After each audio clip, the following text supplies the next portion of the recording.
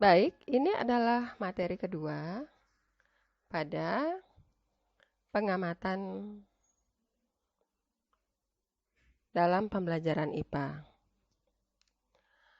Penyelidikan ilmiah IPA melibatkan sejumlah proses yang harus dikuasai, antara lain sebagai berikut.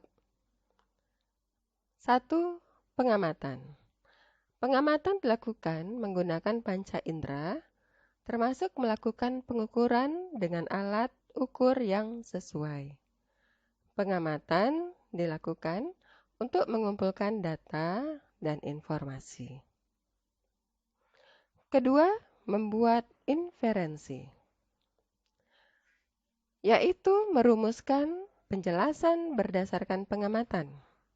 Penjelasan ini digunakan untuk menemukan pola-pola atau hubungan antara aspek yang diamati dan membuat perkiraan.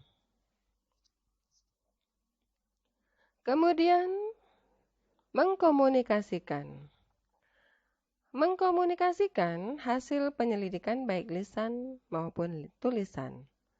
Hal yang dikomunikasikan termasuk data yang disajikan dalam bentuk tabel, grafik, bagan, dan gambar yang relevan.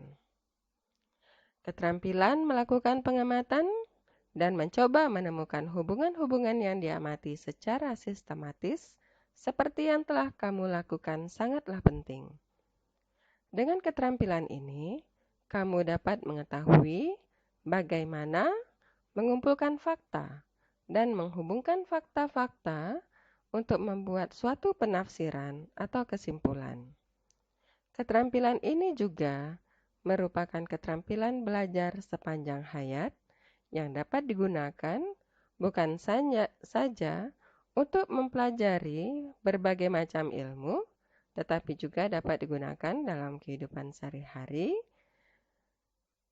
Untuk kegunaan belajar IPA dapat dilihat pada gambar berikut.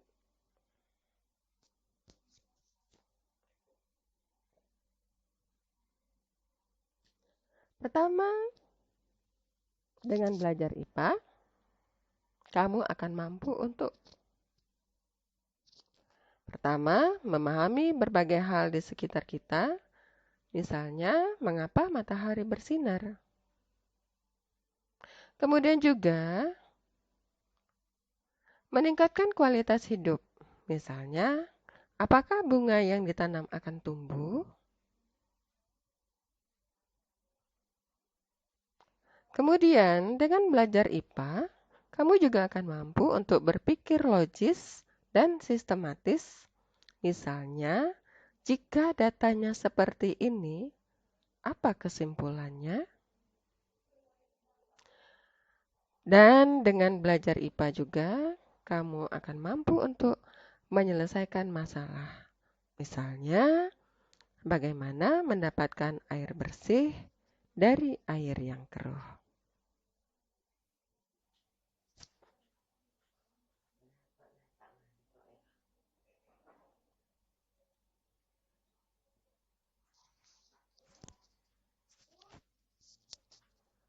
Pada kegiatan yang kamu lakukan sebelumnya, dengan menggunakan kertas saring atau tisu dengan garis penanda, merupakan objek yang kamu amati. Apakah ilmuwan hanya mengamati kertas saring atau tisu saja sebagai objeknya? Tentu saja tidak. Objek yang diamati dapat berupa benda yang sangat kecil, renik, misalnya bakteri, virus, bahkan partikel-partikel penyusun atom. Juga dapat berupa benda-benda yang berukuran sangat besar, misalnya lautan, bumi, matahari, hingga jagat raya.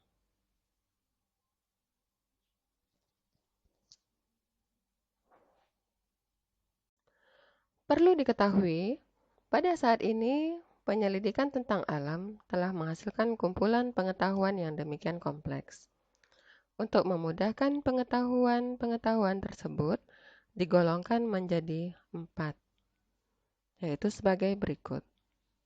Yang pertama, fisika. Pada golongan fisika akan mempelajari tentang aspek berdasarkan alam. Misalnya materi, energi, gaya, gerak, panas, cahaya, dan berbagai gejala alam fisik lainnya. Yang kedua, pengetahuan kimia. Meliputi penyelidikan tentang penyusunan dan perubahan zat. Ketiga, biologi.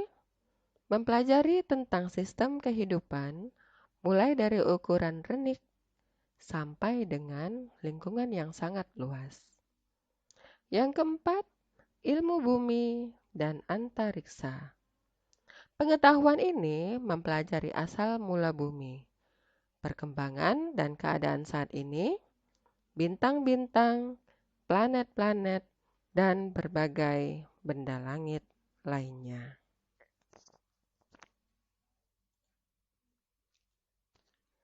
Tugas yang harus kamu lakukan berikutnya adalah: yang pertama, seorang ilmuwan sedang tekun di dalam laboratorium. Dia menyelidiki suatu zat dengan tujuan ingin mengetahui zat tersebut. Berdasarkan keempat bidang pengetahuan yang tadi setelah kamu pelajari, maka bidang apakah yang ditekuni ilmuwan itu? Yang kedua, lakukan pengamatan terhadap akar tanaman. Setelah itu, laporkan hasil pengamatanmu dalam bentuk tulisan. Baiklah,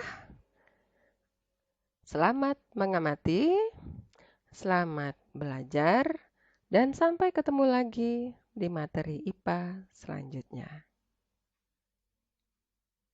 Assalamualaikum warahmatullahi wabarakatuh.